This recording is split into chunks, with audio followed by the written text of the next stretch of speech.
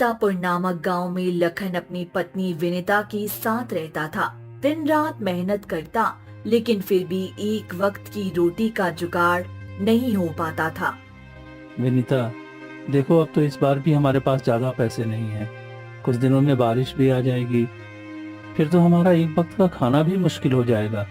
हाँ जी, हर बार यही होता है, ना ढंग से खाना मिलता है और ना ही पैसे का इंतजाम हो पाता है। लेकिन ये कब तक चलेगा? हमें इस बार कुछ इंतजाम करना ही पड़ेगा, नहीं तो अब हमारा बच्चा भी आने वाला है। उसकी परवरिश कौन करेगा? कैसे होगी उसकी परवरिश? तुम ठीक कह रही हो। मैं आज ही गांव जाकर सेठ के यहाँ देखता हूँ, शायद वो हमें कोई काम दे दें। ठीक है, पर ध्यान से जाना। फिर लखन घर से निकल पड़ा। कई घंटे की यात्रा के बाद वो सेठ की हवेली पहुंच जाता है। अरे तो कौन है और यहाँ क्या कर रहा है? सेठ जी, मुझे काम चाहिए। मैं मेहनत और ईमानदारी से काम करूंगा, आपको कोई शिकायत का मौका नहीं दूंगा। सोच ले, मेरे यहाँ गलती हुई तो कीमत बहुत भारी चुकानी होगी। मैं पूरी मेहनत और ईमानदारी से काम करूंगा सेठ जी, एक भी गलती नहीं करूंगा। ठीक है, मेरे जितने भी खेत हैं उसकी जिम्मेदारी तुम्हें देता हूँ। अच्छे से ध्यान रखना, सभी फसल समय पर कटकर घर आ जाना चाहिए। बीच में कोई गड़बड़ी हुई मुझे बिल्कुल पसंद नहीं है। हाँ हाँ, क्यों नहीं सेठ जी, मैं ये सारा काम अच्छे से कर दूंगा। फिर लखन दिन रात मेहनत करने लगा, पूरी ईमानदारी से काम करता रहता, जिससे सेठ भी बहुत खुश होने लगा है। अरे लखन, तू तो बहुत अच्छे से मेहनत करता है। तुम्हारी मेहनत देखकर मैं बहुत खुश हूँ। आपका बहुत बहुत धन्यवाद सेठ जी, आप मेरी मेहनत से खुश हैं। दूर खड़ा अरुण ये सब देखकर जल रहा था।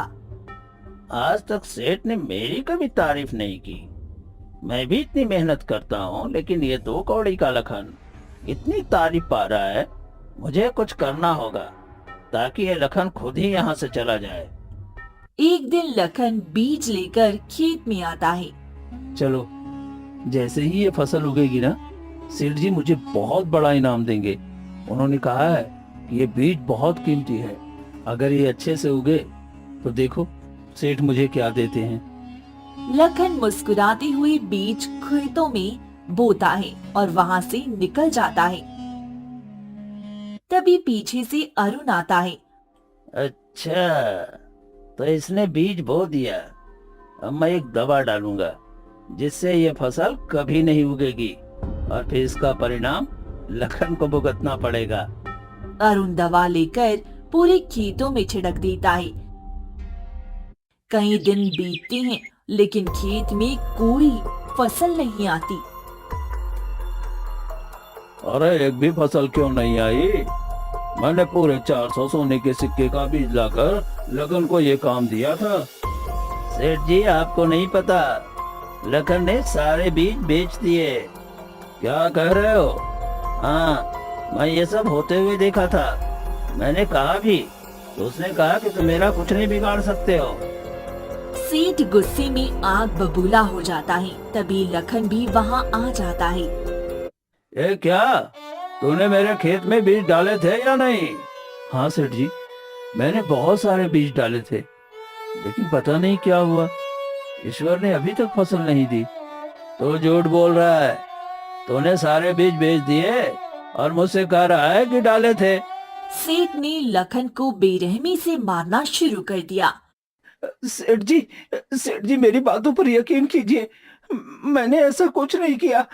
मुझे छोड़ दीजिए सेठ जी, मुझे मत मारिए। लखन चीखता रहा, लेकिन सेठ उसे मारते मारते बुरी तरह घायल कर देता है।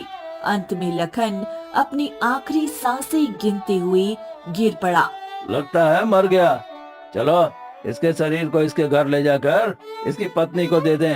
अरुण शव विनीता की झोंपड़ी के पास रख देता है। तुम लोगों ने मेरे पति के साथ क्या किया? ये तो काम करने सेठ के पास गए थे। तुम्हारे पति ने सेठ के यहाँ गद्दारी की थी, इसलिए सेठ ने इसे जान से मार दिया। फिर अरुण वहाँ से चला जाता है। क्या हो गया? आप मुझे छोड़कर नहीं जा सकते।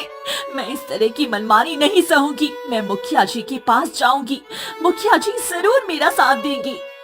फिर विनीता रोती हुई मुखिया के पास जाती है और दरवाजा खटखटाती है। अरे क्या हो गया? मेरा दरवाजा क्यों पीट रही हो? मुखिया जी, मेरी बात सुनिए। सेठ ने मेरे पति को जान से मार दिया और उसे मार मार कर मेरे घर के सामने अपने नौकरों से फेंकवा दिया। मुझे इंसाफ चाहिए। आप सेठ को सजा दीजिए। हमारे गांव में इतना बड़ा अपराध हुआ है? हाँ मुखिया जी, मुझे इंसाफ चाहिए।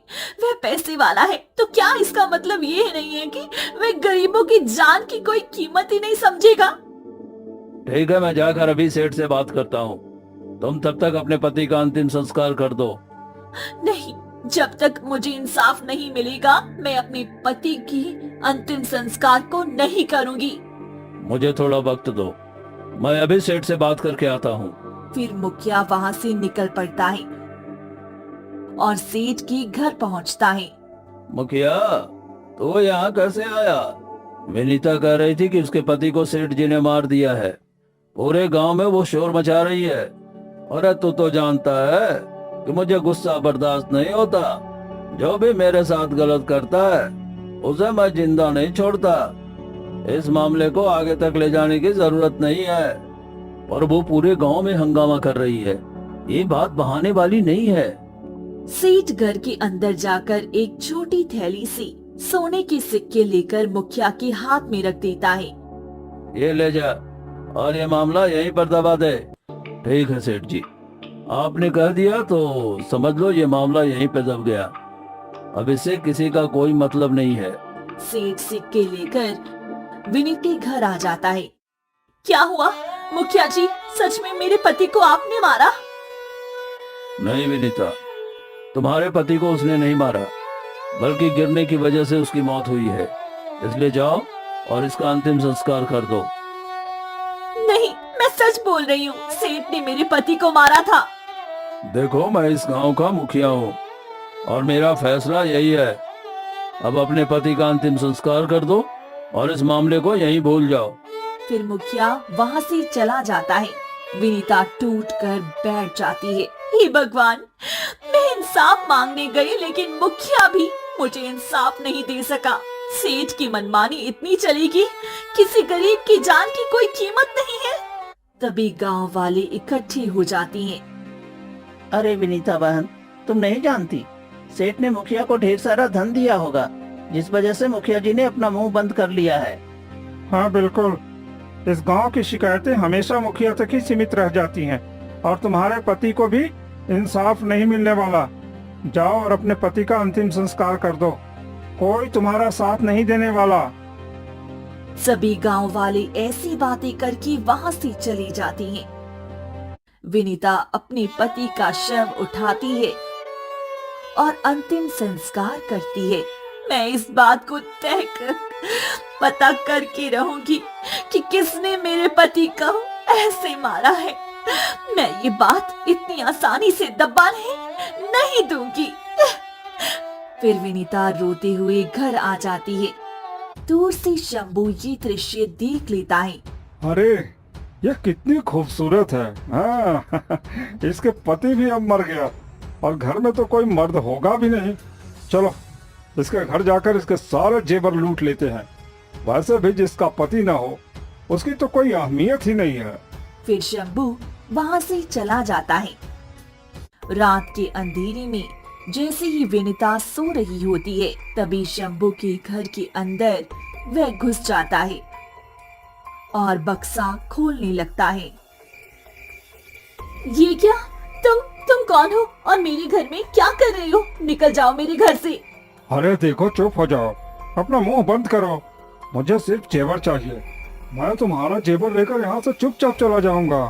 देखो, तुम चोरी कर रहे हो। चली जाओ यहाँ से, नहीं तो मैं पूरे गांव वालों को बता दूंगी। बता दो, मैं कोई डरता हूँ क्या? तुम्हारा कोई पति है नहीं तो उल्टा तुम ही फंसोगी। मैं गांव वालों को जानती हूँ, वे लोग मुझे इंसाफ दिलाएंगे। मैं नहीं जाऊंगा, मुझे तो बस धन चाहिए। शंभू जबरदस्ती बक्सा खोलकर उसमें से जेवर निकालने लगता है। रुक जाओ, कोई है, बचाओ, देखो मेरे घर में चोरी हो रही है, बचाओ। शंभू जल्दी से सारी जेवर फेंक देता है और वहीं पर खड़ा हो जाता है। इतने में सभी गांव वाले वहाँ इकट्ठे हो जाते हैं। क्या हो गया? हाँ? अरे ये शोर कैसा है? ये क्या विनीता, तुम्हारे घर में शंभू क्या कर रहा है? अरे विनीता, तुम्हारे पति के मरे अभी ज्यादा दिन भी नहीं हुए हैं और तुम किसी और मर्द के साथ रात बिताती हो। तुम्हारे पति की आत्मा पर क्या बीतेगी? आप लोग मेरी बात पर यकीन करिए, ये चोर है और मेरे घर में चोरी करने आया है। आप लोग मेरी बात पर यकीन क्यों नहीं कर रहे हैं? देखो ऐसा मत करो, तुमने मुझे बुलाया था कि जैसे मेरे पति मर जाएं तुम यहाँ आ जाना। अब मैं आ गया हूँ और तुम मुझे पहचानने से इनकार कर रही हो। अगर तुम्हें मुझसे प्रेम प्रसंग नहीं रखना था तो मैं जा रहा हूँ। भगवान से डरो, तुम ये कैसी बातें कर रही हो? मैं पत्नी हूँ और मेरे आत्मसम्मान की बात है, तुम इसके खिलाफ एक शब्द भी नहीं बोल सकती। इतने में मुखिया पीछे से आ जाता है।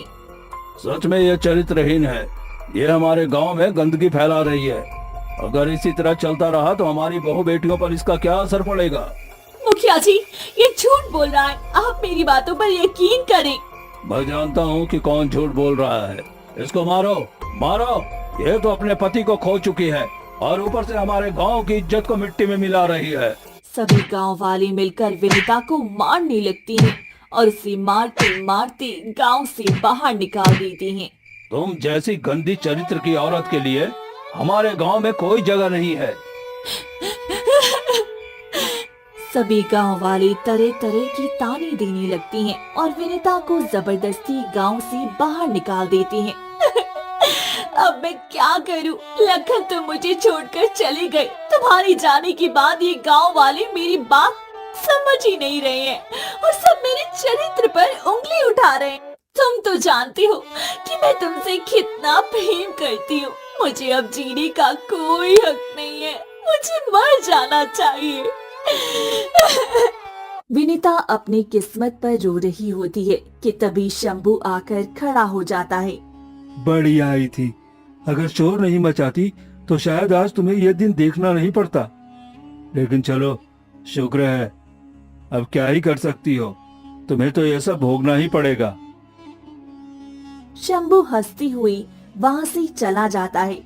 मैं इन सब से बदला लेना चाहती हूँ। मैं किसी को जिंदा नहीं छोड़ूंगी। सबने मेरा हंसता खेलता परिवार बर्बाद कर दिया और मेरी इज्जत पर दाग लगाया। मैं सबसे बदला लूंगी। विनीता घने जंगलों की तरफ निकल जाती है और पहाड़ी से कूदकर अपनी जान दे देती है। वहीं दूसरी तरफ एक अघोरी घने जंगलों पे गुजर रहा था। तभी विनीता का शव देखता है। अरे, ये तो जान दे दी, लेकिन ये तो गर्भवती लग रही है। लगता है इसकी जरूर कोई मजबूरी रही होगी। मुझे इसे अपने साथ ले जाना चाहिए। ये मेरी बहुत काम की चीज है। फिर अघोरी विनीता का शव उठाकर उसे एक गुफा में ले जाता है और वहाँ बैठकर तंत्र विद्या करने लगता है। धीरे धीरे वक्त बीतता है और 1 साल गुजर जाता है। अघोरी की साधना पूरी होती है और अचानक विनीता के शरीर से उसकी आत्मा बाहर आ जाती है। अब मेरी मनोकामना पूरी होगी। तुम अब मेरी इच्छा पूरी करोगी। मैं तुम्हारी आत्मा को प्राप्त करने के लिए पूरे साल से शरीर पर सिद्धि कर रहा था। मुझे क्यों बुलाया बाबा? बाबा मुझे जाने दिया होता। मैं फिर से इस जगह पर आकर अपने साथ हुई सारी घटनाएं याद कर रही हूँ। इन गांव वालों ने मेरे पति को मार दिया, मुझे आत्महत्या करने पर मजबूर किया। किसी के दिल में दया नहीं है, सभी सिर्फ अपने बारे में सोचते हैं। ठीक है पुत्री, तुम अपने बदले के साथ मेरा बदला भी ले लो। आज से जितने भी बुरे आत्मा के लोग हैं, उसे तुम जान से मारोगी। उनकी आत्मा से मुझे भी शक्तियां मिलेंगी और तुम्हारा बदला भी पूरा होगा। ठीक है, मैं ये करने के लिए तैयार हूँ। मैं भी अब बदला लेना चाहती हूँ। इन्हीं गांव वालों की वजह से मेरा हंसता खेलता परिवार बर्बाद हुआ। मैं अब किसी को चैन से नहीं सोने दूंगी। विनीता की आत्मा हंसती हुई वहां से गायब हो जाती है।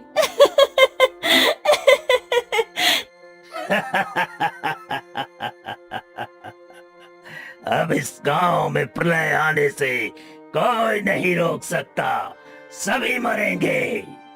अचानक पूरे गांव में पायल की छन छन आहट सुनाई देती है, जिससे मुखिया की आंखें खुलती हैं। अरे, आधी रात को गांव के बीचों बीच में ये पायल की आवाज कैसी है? चलो चलकर देखता हूँ। फिर मुखिया घर से बाहर निकल जाता है। तभी अचानक ही एक सफेद कपड़े में लड़की घने जंगलों की तरफ जा रही होती है, जिसे देखते ही मुखिया घबरा जाता है।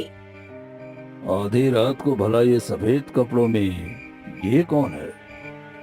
और ये घने जंगलों में क्यों जा रही है? चलो चलकर देखता हूँ। लेकिन ये आधी रात को जाना ठीक नहीं होगा। लेकिन पीछे से तो ये इतनी खूबसूरत लग रही है, कहीं आगे से और भी खूबसूरत हुई तो चलो चलकर देखता हूँ। फिर मुखिया जैसी तैसी विनीता के पीछे पीछे निकल पड़ता है। विनीता घने जंगलों से होती हुई तालाब के किनारे बैठ जाती है और उसने घूंघट किया होता है। अरे, कितनी खूबसूरत लड़की लग रही हो।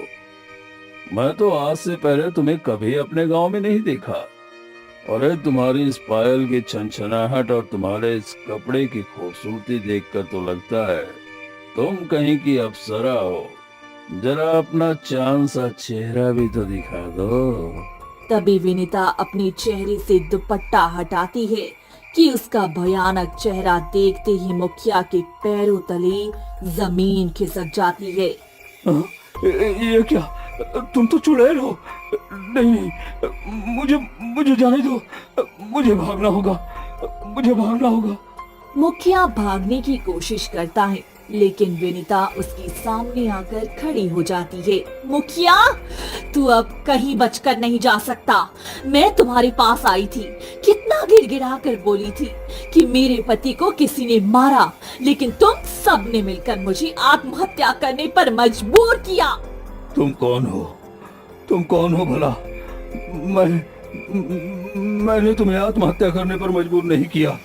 मैं विनीता हूँ। तुम सबने मेरे चरित्र पर दाग लगाया, जिस वजह से मैं इस दुनिया को छोड़कर चली गई थी। लेकिन अब मैं लौट आई हूँ तुम सबसे बदला लेने। अब कोई नहीं बचेगा, कोई नहीं। तभी विनीता मुखिया को ले जाकर तालाब के अंदर धक्का दे देती है और मुखिया अपनी आखिरी सांसें गिन लेता है। आज मेरा पहला शिकार हुआ, अब इसी तरह मेरी कई शिकार होंगे। वह हंसती हुई वहां से चली जाती है। फिर सुबह होती है। जैसे ही गणेश तालाब के किनारे से गुजरता है, वो मुखिया का शव देखकर फूट फूट कर रोने लगता है। ये क्या मुखिया जी, आपको क्या हो गया? अरे, ये तो मर गए। मुझे मुखिया के शव को गांव में ले जाना होगा। फिर गणेश जैसी तैसी मुखिया के शव को लेकर गांव में आता है, जिसे देखते ही सभी गांव वाले घबरा जाते हैं। ये क्या गणेश, ये मुखिया को क्या हो गया? ये कैसे मर गया? अरे पता नहीं, मैं तालाब के किनारे से लौट रहा था, तभी मुखिया का शव दिखा जो पानी में तैर रहा था। फिर सभी गांव वाले मिलकर मुखिया का अंतिम संस्कार कर देती हैं। ऐसे ही वह रात बीत जाती है और अगली रात होते ही अचानक से सेठ हवेली में सो रहा होता है कि हवेली के बाहर उसे एक सफेद कपड़े में बेहद खूबसूरत लड़की का साया दिखाई देता है।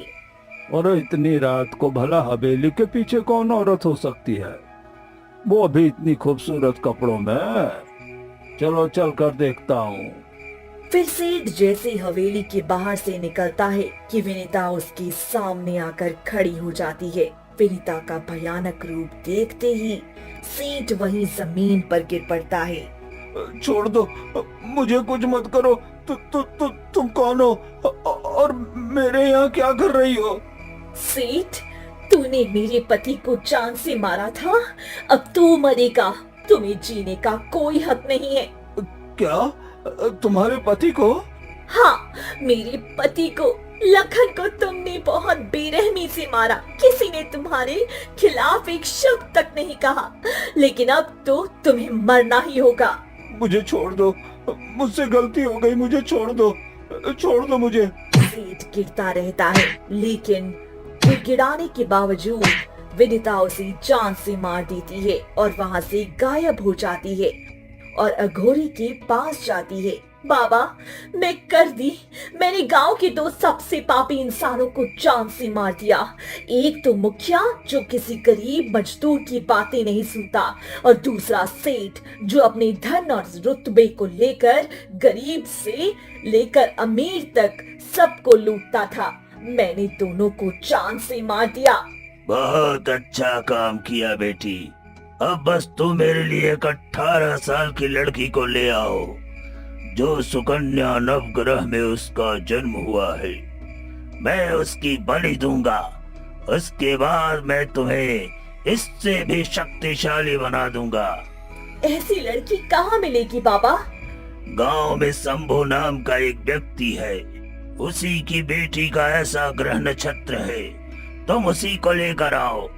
फिर अघोरी ध्यान से वहाँ पर चला जाता है और विनीता परेशान होकर घने जंगलों में निकल जाती है। अब मैं निर्दोष को कैसे मार सकती हूँ? मेरा बच्चा पेट में रहते ही मर गया। मैं कभी माँ नहीं बन पाई, लेकिन मैं अघोरी बाबा की बात भी नहीं टाल सकती।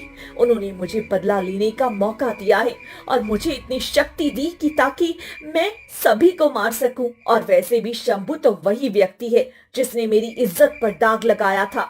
ठीक है, मैं उसी की बेटी को जरूर मारूंगी। विनीता परेशान होकर एक पैर के नीचे बैठ जाती है।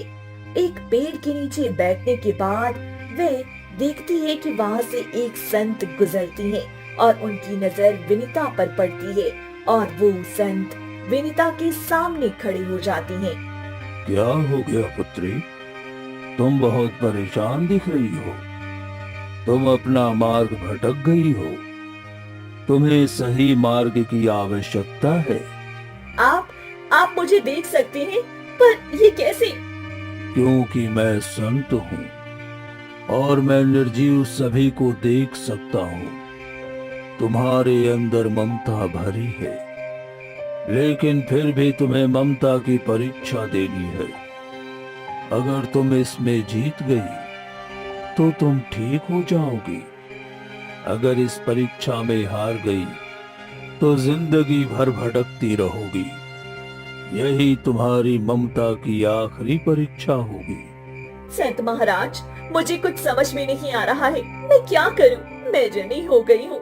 अघोर महाराज ने मुझे शक्ति दी है, इसलिए मैं उनकी बात को नहीं टाल सकती। और जिन गांव वालों ने मुझे मारा, उन्हें तो मारना ही होगा ना मुझे। अगर उनको मैं औलाद का दुख दूंगी तो फिर उनको दूसरे की दुख तकलीफ समझ में आएगी, लेकिन मैं उनकी औलाद को कैसे मार पाऊं?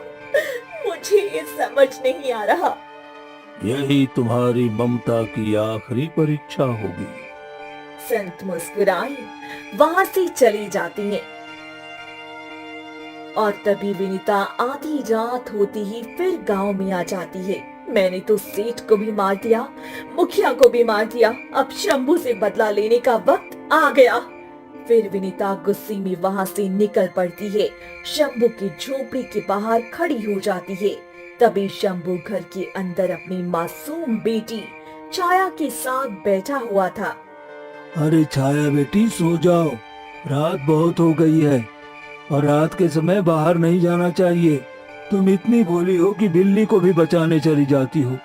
अरे रात को जंगली जानवर जंगल से गांव में आ जाते हैं, इसलिए बाहर मत आया करो। पर पिताजी, बाहर क्यों नहीं जाना चाहिए? बाहर तो इतनी सुंदर चांदनी रात है, आसमान में बादल, चारों तरफ झिंगुर बोलती है और इतना अच्छा आवाज लगाती है। मुझे तो बहुत पसंद है। देखो बेटी, मैं जितना कहता हूँ उतना करो। जाओ, सो जाओ। फिर शंभू और छाया दोनों सो जाती हैं। जैसे ही छाया आंखें बंद करने की कोशिश करती है कि अचानक खिड़की के बाहर विनीता आकर खड़ी हो जाती है और वो इशारे से छाया को बुलाने लगती है। अरे ये तो कोई रास्ता भटक गई है, शायद वे मुझे बुला रही है। जाती हूँ, पिताजी को नहीं बताऊंगी, नहीं तो फिर वे मुझे जाने नहीं देंगी और इस तरह मैं किसी को परेशानी में नहीं देख सकती। फिर छाया चोरी चुपके झोपड़ी के बाहर निकल जाती है और विनीता के सामने जाकर खड़ी हो जाती है। क्या हो गया? आप मुझे बुला रहे हैं? आपको भूख लगी है? मैं आपके लिए अभी खाना लेकर आती हूँ, क्योंकि पिताजी ने थोड़ा ज्यादा खाना बनाया था, तो अभी भी घर में है। तुम्हें डर नहीं लगा? मैं भूत हूँ, तुम्हें जान से मार दूंगी। भूत कुछ नहीं होता। मेरी दादी कहती है भूत भी हम जैसे इंसान हुआ करते हैं और जैसे हम समझते हैं वैसे ही भूत भी समझाते हैं। इसलिए आपको भूख लगी होगी, रुको मैं आपके लिए अभी खाना लेकर आती हूँ। फिर छाया घर के अंदर चली जाती है और एक थाल में खाना लेकर विनीता के सामने आकर रख देती है। तुम ये क्या कर रही हो? आपको भूख लगी होगी, आपके लिए खाना लेकर आई हूँ, जल्दी से खा लीजिए। मेरे पिताजी अभी सोए हुए हैं, उन्हें पता भी नहीं चलेगा।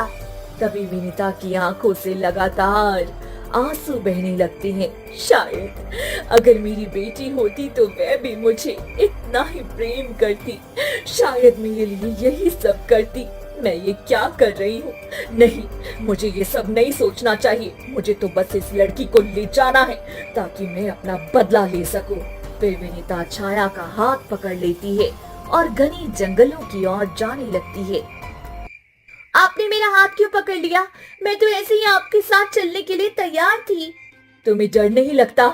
मैं आधी रात को बिना तुम्हारी जान पहचान के तुम्हें अपने साथ ले जाने आई हूँ। इसमें डरने वाली क्या बात है? आप भी तो किसी की माँ हो, कोई भी बच्ची अपनी माँ के साथ जाने में बुरा नहीं मानेगी, इसलिए मैं आपके साथ जाने के लिए तैयार हूँ। फिर विनीता की आंखों से आंसू निकलने लगती हैं और वो बिना कोई जवाब दिए छाया को लेकर आगे निकल पड़ती है। थोड़ी ही दूर जाने पर ये मुझे क्या हो रहा है? मैं इस मासूम बच्ची के लिए आई हूँ और इसे मुझसे कोई डर नहीं लग रहा है। ऐसा लग रहा है जैसे हम दोनों के बीच गहरा रिश्ता है, पर ये कैसे हो सकता है? विनीता परेशान हो जाती है कि तभी संत वहां आ जाती है। पुत्री, तुमने क्या सोचा? देखो कितनी मासूम सी बच्ची है, तुम्हें देखकर डरी भी नहीं, बल्कि तुम्हें अपनी माँ की जगह दे रही है, तुमसे बातें कर रही है। तुम्हारे आंचल में इसने अपना मुंह छुपा रखा है, तो क्या तुम इतनी पत्थर दिल हो कि अपनी बच्ची को जान से मार दोगी? संत महाराज, मैं इस मासूम बच्ची को नुकसान नहीं पहुंचा सकती। इसकी आंखों में देखते ही मुझे ऐसा एहसास होता है जैसे हम दोनों के बीच कोई रिश्ता है। ये इंसानियत का रिश्ता है बेटी। तुम जरूर सबसे बदला लेना चाहती हो, लेकिन तुम्हारे अंदर इंसानियत अभी भी जिंदा है। जो इस बच्ची को इसके परिवार वालों के पास छोड़ दो और शांति से इस जीवन को त्याग दो, यही इस निर्जीव आत्मा का उद्देश्य होता है। फिर संत वहां से चले जाते हैं। ये कौन था और ये सब क्या हो रहा है? आप मुझे जान से मारना चाहते हैं क्या? कुछ नहीं, बस तुम चलो, मैं तुम्हारे घर तक छोड़ दूंगी तुम्हें। तुम्हारे पिताजी बहुत परेशान हो रहे होंगे। ठीक है, मैं आपके साथ चलने के लिए तैयार हूँ। फिर छाया विनीता के साथ शंभू के पास लौटती है। शंभू जैसे ही अपनी बेटी को विनीता के साथ देखता है वह डर से कांपने लगता है। अरे अरे ये क्या? मेरी बेटी एक चुड़ैल के साथ? हे भगवान, मेरी बेटी को बचाओ, मेरी बेटी को बचा लो भगवान, मेरी बेटी को बचा लो। ये क्या हो रहा है? पिताजी, आप डरते क्यों हैं? देखो ये कितनी अच्छी है। इन्होंने मुझे पूरा जंगल घुमाया और फिर से वापस घर तक छोड़ दिया बिना कोई नुकसान पहुंचाए। मैं कहती थी ना, सभी आत्माएं बुरी नहीं होती हैं। तुम कौन हो? मेरी बेटी को छोड़ दो, माफ कर दो मेरी बेटी को। मैं वही हूँ जिसके चरित्र पर तुमने दाग लगाया। और और मैं अपनी इज्जत नहीं बचा पाई, मैं आत्महत्या कर गई। लेकिन आज मैं आई थी तुम्हारी बेटी की जान लेने, लेकिन नहीं मार पाई इसे, बल्कि उसकी भोली भाली सूरत और इंसानियत ने मेरे दिल को छू लिया। इसलिए मैं तुम्हारी बेटी और बाकी गांव वालों को माफ करती हूँ, वरना मैं तो सभी को जिंदा नहीं छोड़ती। ये मेरी गलती थी, मैंने झूठा इल्जाम लगाया था, मुझे माफ कर दो। बस इतने में सभी गांव वाले इकट्ठी हो जाती हैं। वहीं शंभू फूट फूट कर रोने लगता है। यानी पूरे साल भर बाद विनीता की आत्मा हमारे गांव में आई। मुझे माफ कर दो विनीता, हम सब की वजह से तुम्हें ये सब झेलना पड़ा। अरुण, तुम सच सच बताओ, मेरे पति को किसने मारा था? गांव वाले मेरे पति को गलत समझ रही हैं। तुम सच बताओ, वरना मैं तुम्हें अपने साथ लेकर चली जाऊंगी। मुझे अपने साथ मत ले जाना। ठीक है, मैं सबको सच बताता हूँ, पर लखन को मारने वाला कोई और नहीं बल्कि सेठ जी खुद हैं। लेकिन ये मेरी वजह से हुआ। जैसे ही लखन खेत में बीज डालकर गया था, मैं जलन के मारे उसमें दवा डाल दी और वो पूरी तरह से नहीं उगा। उसकी तारीफ सुनकर मैं जल गया था। मैं बस उसे नीचा दिखाना चाहता था, लेकिन सेठ लखन का जान ले लेगा ऐसा मैंने नहीं सोचा था। मुझे माफ कर दो। हाँ, हम सब से गलती हुई है, हमें माफ कर दो, हम ऐसा कभी नहीं करेंगे। आपने ऐसा किया पिताजी, मुझे आपको अपना पिता कहने पर भी शर्म आ रही है। तुम दोनों की वजह से इसकी पूरी जिंदगी बर्बाद हो गई, अब हमें इसकी सजा देनी होगी। चलो, हम गांव वाले मिलकर इन्हें जंगल की गुफा में कैद करेंगे, क्योंकि इसकी वजह से हम सब ने गुनाह किया है। फिर सभी गांव वाले मिलकर शंभू और अरुण को पकड़ लेती हैं। मैं अब इंसानियत की वजह से तुम सबको जिंदा छोड़ रही हूँ, क्योंकि तुम सबने मेरी घर का तमाशा देखा। अगर कोई सामने आकर बोलता तो शायद आज मेरे पति जिंदा होती और शायद मैं भी जिंदा होती। तभी अघोरी वहाँ आ जाता है। ये क्या विनीता, मैंने तुम्हें कहा था कि इन सभी गांव वालों की बातों में मत आना। और ये क्या, मुझे लड़की की बलि चाहिए थी। मुझे माफ कर दीजिए बाबा, आपने मुझे उस शरीर को लाने के लिए भेजा, इतनी शक्ति दी। मैं बदला ले चुकी हूँ, लेकिन मैं इंसानियत के आगे हार गई हूँ। अब मैं और बदला नहीं ले सकती। मैं इस मासूम बच्ची के आगे हार गई, मैं इसे नहीं मारूंगी। मुझे माफ कर दीजिए, मैं इस धरती को अब त्याग कर जा रही हूँ। नहीं, तुम नहीं जा सकती। तुम मेरी इतनी वर्षों की मेहनत बेकार नहीं जाने दे सकती। उठ जाओ, मैं तुम्हारे पीछे पूरे 1 साल बर्बाद किया है। रुक जाओ। फिर अघोरी चीखता है, लेकिन विनीता वहाँ से गायब हो जाती है। आज इसकी इंसानियत की वजह से तुम लोग जिंदा बच गए, लेकिन मैं तुम लोगों को कभी जिंदा नहीं छोड़ूंगा। फिर अघोरी घने जंगलों की तरफ चला जाता है। वहीं सभी गांव वाले